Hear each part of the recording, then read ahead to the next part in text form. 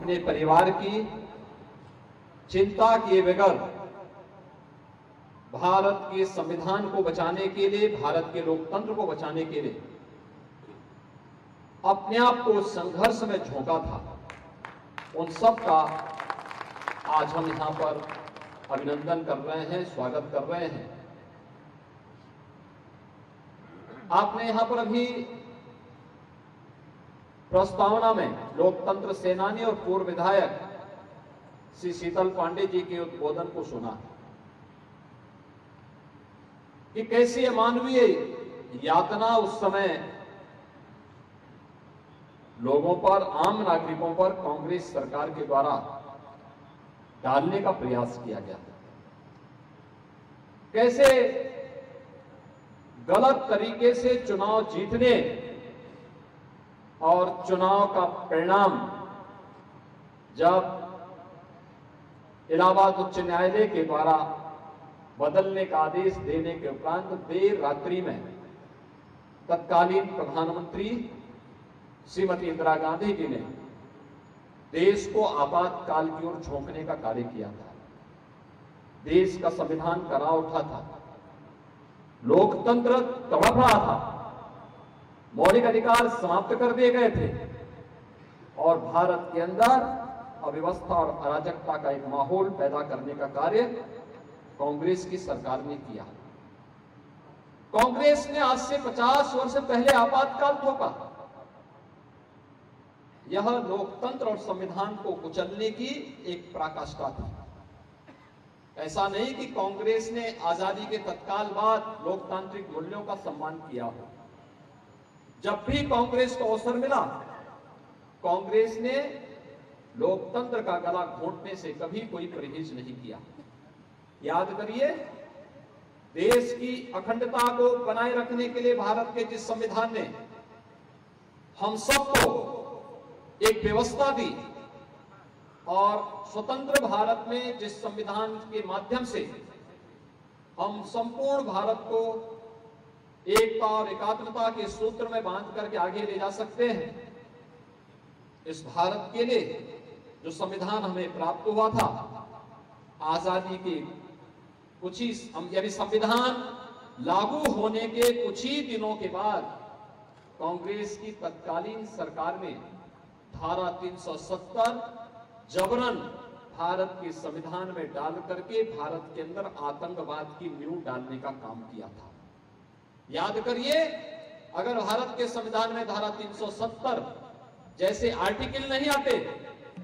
तो भारत के अंदर जो आतंकवाद लंबे समय तक भारत को डसता रहा, हजारों लोग इसके शिकार हुए,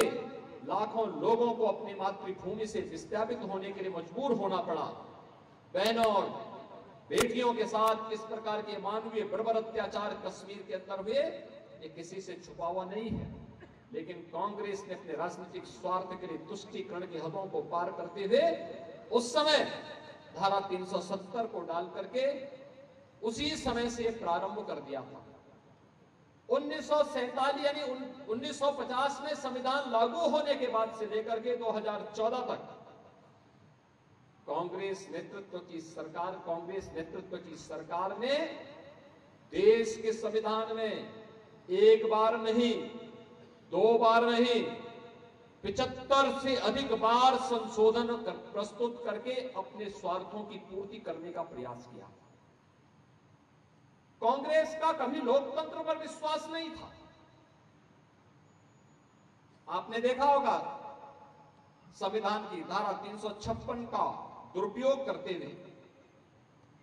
राज्यों में सरकारों को 90 से अधिक बार बर्खास्त, अनैतिक तरीके से बर्खास्त करने का कार्य कांग्रेस ने किया और लगातार देश के अंदर अव्यवस्था और अराजकता का माहौल पैदा करके अस्थिरता की ओर देश को धकेलने का काम कांग्रेस करती रही। संवैधानिक संस्थाओं को अपना मोहरा बनाती रही, अराजकता फैलाती रही, अव्यवस्था का शिकार बनाती रही और देश कांग्रेस के इस तानाशाही पूर्ण रवैये के खिलाफ जिस तरीके से उस समय लड़ा था, 1975 के बाद 1975 उसका एक उदाहरण है। जब अटल बिहारी वाजपेयी जी को, जयप्रकाश नारायण जी को, मोरारजी देसाई जी को, श्री लालकृष्ण आडवाणी जी को, देश के उन सभी बड़े नेताओं को देर रात्रि में ही गिरफ्तार करके जेल के अंदर डाल दिया गया। देश के अंदर जहां कहीं भी कोई व्यक्ति इस अराजकता के खिलाफ आवाज उठा रहा था, लोकतंत्र के समर्थन में लिख रहा था, बोल रहा था, किसी गोष्ठी में शामिल था, या जहां कहीं से भी उन्हें लगता था कि यह व्यक्ति इनका प्रचारक हो सकता है, इनका वाहक हो सकता है, इस अभियान को आगे बढ़ा सकता है, उन सबको गिरफ्तार करके जेलों के अंदर डालने का काम तत्कालीन कांग्रेस की सरकार ने करने का कार्य किया था। कांग्रेस ने जो कार्य 1975 में किया था, आज भी भले वह सत्ता से बाहर हो, आज भी भले ही उसका चेहरा बदला हो, लेकिन मूल चरित्र अभी तक बदला नहीं है। आज भी कांग्रेस देश के अंदर रहती है तो उसका नेतृत्व देश के अंदर रह करके लोकतंत्र की दुहाई देने के नाम पर, संविधान की दुहाई देने के नाम पर देश की जनता को गुमराह करने का कार्य करती है। देश के बाहर जब ये लोग जाते हैं तो देश के बाहर जाकर के इनके द्वारा किस प्रकार के नकल टिप्पणियां की जाती हैं कि भारत के अंदर लोकतंत्र खतरे में है, भारत के अंदर अब लोकतंत्र नहीं बचा है, भारत की संवैधानिक संस्थाओं को कैसे कटघरे में खड़ा करने का कार्य करते हैं, भारत की चुनाव व्यवस्था पर कैसे प्रश्न खड़ा करने का कार्य करते हैं, कैसे देश को अराजकता की भट्टी में झोंकने का कार्य लोग करते हैं, ये किसी से छुपा हुआ नहीं है। और कांग्रेस की इन सभी वास्तविक चरित्र से देश अवगत हो सके, इसलिए 1975 हम सब के लिए एक स्मरणीय दिवस है। याद करिए, अभी हाल ही में हुए संपन्न लोकसभा चुनाव में कांग्रेस और उसके नेतृत्व के इंडी गठबंधन से जुड़े हुए दलों ने किस प्रकार की भूमिका के साथ देश की जनता को गुमराह करने का काम किया, कैसे इन्होंने संविधान के दुहाई देकर के देश की जनता को गुमराह करने का काम किया, कैसे इन्होंने महिलाओं को 1-1 लाख रुपए के फर्जी बॉन्ड के नाम पर बहकाने का काम किया, और कैसे कांग्रेस के नेतृत्व की सरकार ने देश के अंदर आरक्षण को समाप्त करने की उस झूठी मुहिम के आधार पर जनता जनार्दन को गुमराह करने का काम किया। सच्चाई तो यह है कि कांग्रेस को जब भी अवसर मिला उन्हें अनुसूचित जाति, जनजाति और पिछड़ी जाति के आरक्षण को समाप्त करने की उसने हर संभव प्रयास किया। अगर कांग्रेस का नेतृत्व ईमानदार होता तो अलीगढ़ मुस्लिम विश्वविद्यालय में उसने अनुसूचित जाति, जनजाति और पिछड़ी जाति के नौजवानों को प्रवेश में और नौकरी में आरक्षण क्यों नहीं दिया? क्यों वहां पर आरक्षण के अधिकार को समाप्त कर दिया गया? दिल्ली में जामिया मिलिया इस्लामिया में क्यों नहीं आरक्षण का अधिकार प्राप्त होता है? क्योंकि इनको कांग्रेस नेतृत्व ने विशेष अधिकार दे दिए। वे भारत के पैसे से पलते हैं, भारत के द्वारा अनुदान पर संचालित होते हैं, लेकिन उन विश्वविद्यालयों में आरक्षण का लाभ अनुसूचित जाति, जनजाति और पिछड़ी जाति के नौजवानों को नहीं मिल पाता है। यह कांग्रेस की साजिश है जो वह आरक्षण को समाप्त करने के नाम पर देश की जनता को गुमराह करने का काम करती रही है। और मुझे तो आश्चर्य होता है उन दलों पर जिन्होंने, जिनके नेतृत्वकर्ताओं या उनके पूर्वजों ने कभी कांग्रेस की इस तानाशाही रवैये के खिलाफ आपातकाल के अंदर लंबे समय तक जेल की यातना को सहने का कार्य किया था। वे लोग जिस नाम पर राजनीति करते रहे हैं और आज भी जिन नामों पर वे आंदोलन करते हैं, जिन नामों पर वे आज राजनीति करते हैं, वे नाम जब भी इन राजनीतिक दलों के कृत्यों को देखते होंगे, वे महानुभाव, वे महापुरुष जहां कहीं से भी इनके इन कृत्यों को देखते होंगे, उन्हें खून के आंसू पीने के लिए मजबूर होना होता होगा कि ये लोग मेरे नाम पर राजनीति तो करते हैं, लेकिन उसी कांग्रेस की गोदी में बैठ करके भारत के लोकतंत्र को कमजोर करने का ये कार्य कर रहे हैं। ये अवश्य उनकी आत्मा कहती होगी, जिस कांग्रेस ने देश के संविधान का गला घोंटने का कार्य किया था, जिस कांग्रेस ने भारत के लोकतंत्र को कमजोर करने का काम किया था, भारत के लोकतंत्र को पूरी तरह तहस नहस करने का काम किया था, और कांग्रेस लगातार यह कार्य करती रही। आज इंडी गठबंधन के नाम पर इन्होंने देश के साथ इतना बड़ा धोखा किया है, बंधुओं, यह किसी से छुपा हुआ नहीं है। और इसीलिए आज जब हम यहां पर अपने लोकतंत्र सेनानियों का सम्मान करने के लिए आए हैं, हम सबको इस बारे में अवश्य विचार करना होगा कि किन मूल्यों की स्थापना के लिए 1975 में इन लोकतंत्र सेनानियों को अपनी जवानी को तत्कालीन सरकार के अराजकता का शिकार होने के लिए झोंकना पड़ा था। ये लोग चाहते, ये लोग भी कांग्रेस के सामने समर्पण कर सकते थे। इन्होंने समर्पण का नहीं, बल्कि इन्होंने संघर्ष का रास्ता चुना। इन्होंने उस समय कांग्रेस के सामने झुकने की बजाय कांग्रेस के नेतृत्व के सामने अड़ने का काम किया, क्योंकि इनके लिए देश का संविधान सर्वोपरि था, इनके लिए देश का लोकतंत्र सर्वोपरि था, इनके लिए भारत सर्वोपरि था। और भारत के मूल्यों की स्थापना के लिए, जिन मूल्यों के लिए देश के स्वतंत्रता संग्राम सेनानियों ने आजादी की लड़ाई लड़ी थी, भारत को स्वाधीन करने, मौलिक अधिकारों को बहाल करने,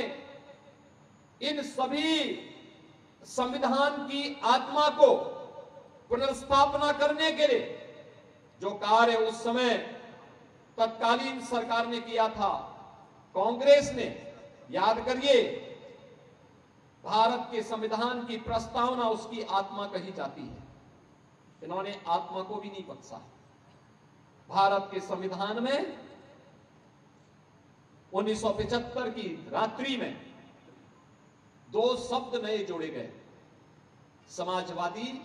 और धर्मनिरपेक्ष शब्द। ये सेकुलर शब्द, ये उसी समय जोड़ने का काम किया था। भारत के मूल संविधान में ये शब्द कहीं नहीं है, लेकिन कांग्रेस ने अपने स्वार्थ के लिए, भारत को अपमानित करने के लिए, भारतीयता को अपमानित करने के लिए, भारत को किस रूप में लांछित करने का कार्य करके भारत की आत्मा पर ही प्रहार करने का काम किया था। यह आज किसी से छुपा हुआ नहीं है। और आज इसलिए मित्रों, जब हम यहाँ पर उपस्थित हुए हैं, इन सभी लोकतंत्र सेनानियों को देख करके मुझे बहुत प्रसन्नता हुई। देख करके आज भी इनके अंदर वह जज्बा मुझे देखने को मिला, और मैंने देखा कि किस रूप में ये लोग प्रत्यक्ष और अप्रत्यक्ष रूप से भारतीय जनता पार्टी को समर्थन करते हैं, सक्रिय रूप से भारतीय जनता पार्टी के साथ सहयोगी बनते रहे हैं। उन मूल्यों और आदर्शों के लिए जो भारत और भारतीयता को बचाता है, उसके लिए आज भी ये लोग कार्य करते हैं। पद और प्रतिष्ठा की चिंता के बगैर लगातार कार्य करते हैं। और जब ये आज कार्य करते हैं, तब मुझे लगता है कि 25 जून 1975 को या उसके उपरांत जो लोकतंत्र सेनानी बंधु हुए थे, जिन्हें कांग्रेस की तत्कालीन तानाशाही सरकार ने गिरफ्तार करने का काम किया था, ये वही लोकतंत्र सेनानी हैं जो आज भी बिना किसी लोभ के, बिना किसी लालच के, बिना रुके, बिना झुके, बिना डिगे अपने उस मिशन को आगे बढ़ाने का कार्य अपनी सामर्थ्य के अनुसार करने का कार्य कर रहे हैं। आज यहां पर मुझे प्रसन्नता है कि 28 ऐसे लोकतंत्र सेनानियों को भारतीय जनता पार्टी महानगर और जनपद की इकाई के द्वारा यहां पर सम्मानित करके उनके स्वस्थ और दीर्घ जीवन की कामना की है। आज के इस अवसर पर यहां पर जिन लोकतंत्र सेनानियों ने आज यहां पर आकर के इस पूरे कार्यक्रम को आगे बढ़ाया है, उनका नाम यहां पर बोला भी गया, और मंच पर यह मेरा सौभाग्य है कि मुझे आज इन सभी लोकतंत्र सेनानियों को, यद्यपि सबसे मेरा परिचय पहले से, लेकिन एक साथ इन सबको एक मंच पर एकत्र होकर के आज यहां पर आपातकाल के 50 वर्ष पूर्ण होने के उपलक्ष्य में ये लोग आज यहां पर एकत्र हुए हैं। इनमें श्री शीतल पांडे जी हैं, श्री रमेश विश्वकर्मा जी हैं, श्री योगेंद्र गुप्ता जी हैं, श्री सुरेंद्र सिंह जी हैं, डॉक्टर केशव सिंह जी हैं, श्री शिव प्रकाश अग्रवाल जी हैं, श्री राजा राम जी हैं, श्री दीप नारायण शुक्ल जी हैं, श्री सुरेश खन्ना जी हैं, डॉक्टर महेश पाठक जी हैं, श्री राजकिशोर मिश्र जी हैं, श्री धनराज सिंह जी हैं, श्री शंभू सिंह श्रीनेत जी हैं, श्री राजेश गुप्ता जी हैं, श्री छत्रपति शुक्ला जी हैं, श्री हरिलाल चौरसिया जी हैं, श्री शेषनाथ सिंह जी हैं, श्री राम सिंह जी हैं, श्री बलदेव यादव जी हैं, श्री कृष्ण गुप्ता जी हैं, श्री नागेंद्र सिंह जी हैं, श्री रामेश्वर सिंह जी हैं, श्री नरेंद्र यादव जी हैं, श्री लालजीत सिंह जी हैं, श्री अभिमन्यु शाही जी हैं, श्री हेमंत सिंह जी हैं, विनय प्रणाचार्य जी हैं, अभय पांडे जी, श्री अभिमन्यु सिंह जी, श्री राम नरेश जी, ये सभी 28 लोकतंत्र सेनानी एक साथ यहां पर एकत्र होकर के लोकतंत्र को बचाने के उस समय के किए गए संघर्षों का स्मरण करते हुए आज यहां पर हम सबके सामने उपस्थित हुए हैं। मैं इस अवसर पर इन सभी लोकतंत्र सेनानियों का हृदय से अभिनंदन करता हूं, इनका स्वागत करता हूं,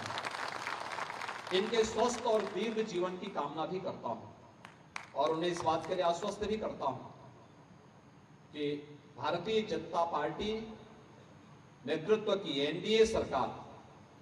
राज्य के अंदर भी और केंद्र के अंदर भी, ये दोनों सरकारें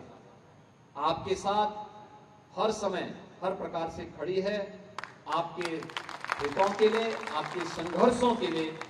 आपके मूल्यों के लिए निरंतर कार्य करने के लिए पूरी तत्परता के साथ कार्य कर रही है। बहनों और भाइयों, हम सब इस बात को जानते हैं, लोकतंत्र या संविधान को खतरा उन दलों से हमेशा रहा है जिन दलों ने देश के अंदर तानाशाही को जन्म दिया है, परिवारवाद को जन्म दिया है, जातिवाद और क्षेत्रवाद की राजनीति को बढ़ावा देकर के देश को तुष्टीकरण की आग में झोंकने का काम किया है और ये लगातार हुआ है। आपने देखा होगा देश के अंदर 1947 में देश आजाद होता है। आजाद होने के बाद देश के संविधान को बनने में जो समय लगा, 26 जनवरी 1950 को भारत ने अपने संविधान को लागू कर दिया। 1952 में पहला आम चुनाव होता है और उसके उपरांत जिस प्रकार के पग पग पर संघर्ष का एक लंबा कालखंड हम सबके सामने है। डॉक्टर श्यामा प्रसाद मुखर्जी का बलिदान हम में से कोई विस्मृत नहीं कर सकता। ये भी कांग्रेस की कुत्सित तानाशाही के खिलाफ किया गया पहला बलिदान था, जहां पर उन्होंने एक नारा दिया था कि एक देश में 2 विधान, 2 प्रधान और 2 निशान नहीं चलेंगे, नहीं चलेंगे, और इसके खिलाफ एक व्यापक आंदोलन खड़ा हुआ था। आज आप देख रहे होंगे कांग्रेस को यह बात अच्छी नहीं लगी कि डॉक्टर श्यामा प्रसाद मुखर्जी के उस सपने को साकार करने का कार्य प्रधानमंत्री मोदी जी के नेतृत्व की भारतीय जनता पार्टी की एनडीए सरकार कर रही है। और जब मोदी जी के नेतृत्व में कश्मीर में धारा 370 समाप्त करके कश्मीर को देश की मुख्य धारा के साथ जोड़ने का काम हुआ, ये कांग्रेस नेतृत्व की सरकार इसको कैसे स्वीकार कर सकती थी? और स्वाभाविक रूप से इन्होंने तभी से एक प्रयास प्रारंभ किया और उस प्रयास का हिस्सा है कि देश के अंदर गुमराह करने के लिए विदेशी ताकतों का सहारा लेना, देश के अंदर अलग अलग तबके को पहले बांटने की कुत्सित चेष्टा करना, संविधान खतरे में है का एक झूठी अफवाह फैलाने का काम करना, आरक्षण समाप्त करने का काम हो रहा है, इसके नाम पर गुमराह करने का कार्य करना, यह कांग्रेस की उसी कुत्सित चेष्टा का हिस्सा था। और इसके वे सभी मास्टरमाइंड जो इसके हिस्से थे, वे लगातार इसके बारे में देश की जनता को गुमराह करते रहे। और जिन लोगों ने, जिनके पूर्वजों ने, जिन आज की उन पार्टियों ने जो इंडी गठबंधन के अंदर कांग्रेस को आज सपोर्ट कर रहे हैं, समर्थन कर रहे हैं, इनके संस्थापकों ने कभी कांग्रेस के खिलाफ लोकतंत्र को बचाने के लिए उस मुहिम का हिस्सा बनकर के जिस आंदोलन के उपस्थित आज उसी आंदोलन को कुचलने का कार्य ये दल कांग्रेस की गोदी में बैठ करके कर रहे हैं। आज जब हम लोकतंत्र के इन सेनानियों के सम्मान के साथ कांग्रेस के द्वारा 25 जून 1975 में लिखे गए आपातकाल के इस काले अध्याय की निंदा कर रहे हैं, उन यातनाओं का स्मरण कर रहे हैं, हमें स्वाभाविक रूप से हमेशा इस बात के लिए सचेत रहना होगा। यह कोई घटना या कोई इतनी बड़ी आपदा आई थी देश पर,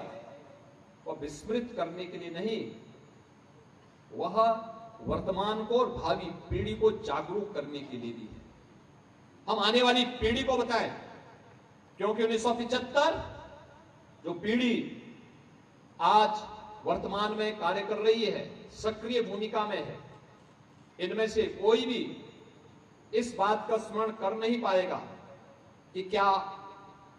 50 वर्ष पहले इस प्रकार की घटना भी घटित हुई होगी। यद्यपि इन सरकारों की तानाशाही पूर्ण रवैया अलग अलग समय में किस रूप में देखने को मिली थी, ये किसी से छुपा हुआ नहीं, लेकिन सामान्य नागरिक अपने स्वयं के कार्यों में व्यस्त रहने के कारण वह अक्सर इन बातों को विस्मृत कर देता है। और इसीलिए वर्तमान और भावी पीढ़ी को हम बता सकें कि देश के संविधान को खतरा, देश के लोकतंत्र को खतरा ये कांग्रेस से है, कांग्रेस के इंडी गठबंधन से है, उनके सहयोगियों से है, जिनका लोकतांत्रिक मूल्यों पर कोई विश्वास नहीं है, जो कभी ईवीएम को कटघरे में खड़ा करते हैं, कभी भारत के चुनाव आयोग को कटघरे में खड़ा करते हैं, कभी भारत की चुनाव प्रक्रिया पर प्रश्न खड़ा करते हैं, बीच चुनाव के बीच में कथित बुद्धिजीवियों से पत्राचार करवा करके, मेमोरेंडम दे करके भारत की लोकतांत्रिक प्रणाली को बदनाम करने का कार्य करते हैं। तो सीएम योगी आदित्यनाथ को आपने सुना, आपातकाल को लेकर लगातार सीएम योगी आदित्यनाथ कांग्रेस पर हमलावर नजर आए। फिलहाल यहाँ रुक एक छोटे से ब्रेक के लिए, जल्द हाजिर होते हैं।